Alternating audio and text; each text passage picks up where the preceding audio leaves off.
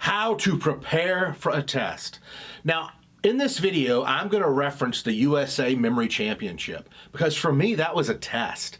For you, your test might be your history, or science, or psychology test. But I remember in 2009, I wanted to be the national champion of memory. It's a series of 7 tests. How fast can you memorize cards? How fast can you memorize numbers? How fast can you memorize words? And I had prepared for this test for months.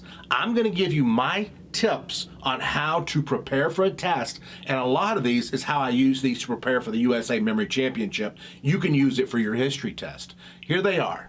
The first thing that I did, and the first thing that you should do, is relax. The week of the USA Memory Championship, I was taking relaxation to such an extreme. I was getting massages that week.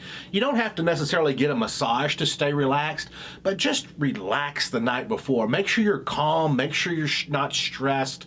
Stay relaxed. Stress is the worst thing for your memory and your brain if you're going to be taking a test. The next thing that I did is I packed in advance. I had the clothes that I wanted to wear. I had all my materials and all my supplies, all my pencils, all my timers, everything.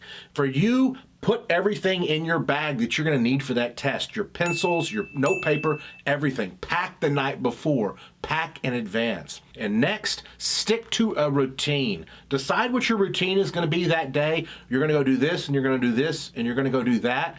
I knew that when I wake up, I'm going to grab my bag, I'm going to get changed, and then I'm going to walk to the tournament, the USA Memory Championship. Stick to a routine. Now, the next one is about your sleep. Get enough sleep. The first thing that you want to do is the night before, as you're trying to go to sleep, avoid bright screens. If you're laying in bed staring at your cell phone, that bright screen is going to slow down your body's natural process of falling to sleep. It's because of the light that's coming off the screen. So don't sit there at night with a cell phone in your hand in bed or with your laptop open in bed. That bright light is going to hurt your ability to fall asleep naturally and quickly. Next, make sure you get enough sleep. Try to get 7 to 8 hours of sleep a night. And I know some people say, I don't need 7 to 8 hours of sleep a night. I can function on 4 or 5. Dr. James Moss, one of the world's leading experts on sleep, he says you may be able to function on 4 to 5 hours of sleep a night, but it's not going to be as effective as 7 to 8 hours of sleep. Get enough sleep. Make sure you set your alarm and set backups for that alarm. And you don't want to use sleep aids either. When I was training for the USA Memory Championship, 30 days in advance, I stopped using NyQuil, Tylenol PM, anything to put me to sleep, because those sleep aids aren't really, you're not falling asleep naturally. They're just knocking you out. And there is a difference between falling asleep naturally and going into REM sleep cycles and being knocked out. You don't want to be knocked out the night before a test. You want to sleep naturally. Next, think positive. You know, when I was training for the USA Memory Championship, the month before the championship, I listened to an audio program when I drove in my car, and the car said, "Time is on my side. I perform well under pressure." These were positive affirmations I was listening to. I would say to myself whenever I was looking in the mirror in the morning, I thrive under pressure. I'm good at memorizing names. I'm good at memorizing cards. I naturally memorize words fast. And I would say these things to get my mind in a positive frame of mind. You think positive as well. Tell yourself, I thrive under pressure. I am good at history facts. I am good at solving math equations.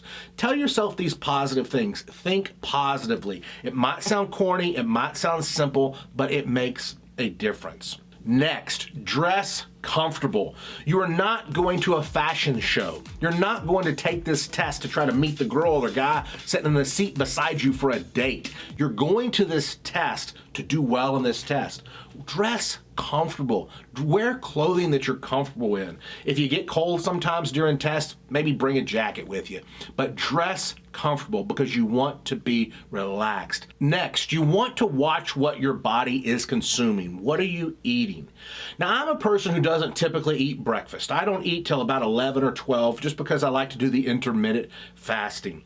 But the day of the test, I think sometimes it is good to get a little bit of food in you. that food and those carbohydrates, can sometimes wake up your brain. It's at least important to get maybe a shake, a new protein shake, or some juice or some water, but get something in your body because you're going to be taking a test that day. Next, caffeine. Now, what I'll tell you is this. Caffeine works brilliantly in the short term. In other words, if you need to just wake up and kind of get focused, a Coke or a coffee, that caffeine can wake you up. But there are some warnings here with that. If you do it every day, it's going to lose its effectiveness. And so you're going to need more and more every day to achieve the same results. And then you're going to get to a point where it makes you jittery and unable to focus. So be careful with caffeine. It's okay every now and then to use when you need a boost just to get going. But if you rely on it all the time, it's going to have negative effects in your brain and your memory in the long term if you consume too much.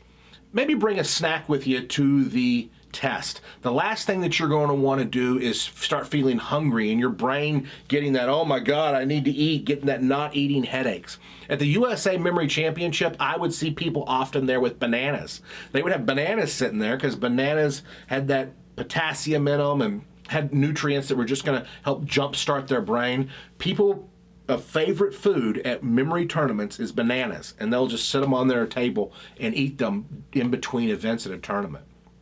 Next, boost your short-term memory. In other words, right before the test or the night before the test, just review everything. You don't have to go in detail and review every point, but maybe have a sheet of paper, that has just the main idea, the main bullet points, and review those. And I'm going to give you a tip on reviewing those main ideas, those bullet points. Don't just read the paper. You will engage your brain and your memory more if you turn the paper over and you try to remember as much as you can about what was on that cheat sheet. Then turn it over and look at it. That's much more effective than reviewing and studying by just reading it over again. Why is it more effective? Because number one, if you're just reading the paper, you can trick yourself into thinking, oh yeah, I know that. See if you really know it. Turn the paper over, see how much you can recall.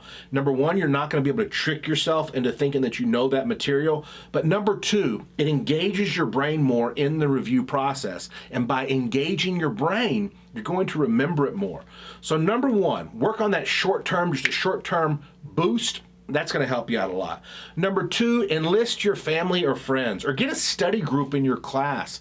Maybe there's a group of 3 or 4 people in your class, and y'all can get together and study the material and quiz each other. That quizzing each other is going to help you because, again, you're not looking at the material. Somebody is asking you questions. And if you can't think of the answer, they can give you a hint. And that's going to help you remember it more than just if you were alone reading it. When I was training for the 2009 USA Memory Championships, I had 2 people in my study group. One was David Thomas, the 2007 USA Memory Champion, and number 2 was T.C. Cummings, a former Navy SEAL. David Thomas, the USA Memory Champion, he was there where I would memorize stuff and I'd be like, David, man, I know I can get faster on deck of cards. What do you think I should do? And we would brainstorm together. T.C. Cummings helped me a lot with my mindset and sticking to my schedule and sticking to my routine. So when I had a study group for the USA Memory Championship. You get one as well. Next, arrive early. In other words, you don't want to be stressed out. You don't want to be rushing and, oh my gosh, I got to get there. Oh my gosh, the test is about to start. Oh my gosh, I'm going to run in and sit down. Why don't you want to be like that? Because you're going to be stressed. Stress produces cortisol. Cortisol inhibits your brain's ability to think and process. You do not want to be stressed when you're taking a test. So arrive early so you can be at peace and calm. In 2009, for the USA Memory Championship, I took this to an extreme. I got a hotel that was just a few blocks from the tournament. The night before the tournament, I got a stopwatch, and I timed myself how long it would take me to walk from my hotel to the tournament. Not only that, I timed myself taking 2 different routes. In case one route was blocked, I could take the alternate route. I knew in my mind, down to the second, how long the 2 routes would take me to walk to the tournament. I did so much research because I did not want to arrive late. I left nothing to chance. Arrive early. Know how much time it's going to take you to get to the test. Know how much time it's going to take you to arrive and get settled, and allocate that. arrive early. Finally, bring extra materials. My backpack for the USA Memory Championship was not packed with one pencil, because what happens when the pencil lead breaks? I need another one right there. I don't need to be getting up, sharpening the pencil. I don't need to be asking somebody to borrow a pencil. I just need to be, oh, the pencil broke? No big deal. I got another one. If paper's something you need for the test, bring extra paper. Bring extra materials. Bring so much extra materials that if somebody next to you needs extra materials, you're able to say, oh, hey, here you go. Bring extra materials so you're not stressed and the people next to you aren't stressed. If you like this, please give me a thumbs up. I would love for you to comment below and tell me which one that you think you're going to implement right away. If you're not subscribed to this channel, why not? Don't you like learning stuff? Don't you like getting better at study skills and improving your grades and improving tests? This is all about how to study better and how to study more effectively. Good study habits. And stay tuned for an upcoming video where I'm going to show you how to take a test more effectively. By the way, a lot of these taking a test has to do with memory, right? How to memorize, how to learn more material, how to study better and study more effectively by improving your memory. I talked a lot in this video about me being a USA Memory Champion. If you want to increase your study game and increase your study skills, click the link down below. I have a free gift that's going to improve your studying and how to study better, because it's a memory gift. It's a memory training book that teaches you how to memorize more. It's my Black Belt Memory Program. Click the link below. I've got a free gift. It is going to blow you away with how much you're able to memorize. It's the exact same memory tips I use to win the USA Memory Championship, and you can use it when you're studying to ace that history test or that science test or that psychology test. So remember, we got a video on how to take a test coming up. My name's Ron White. I'll see you on the next video. I appreciate all the likes and thumbs up. Thanks, guys.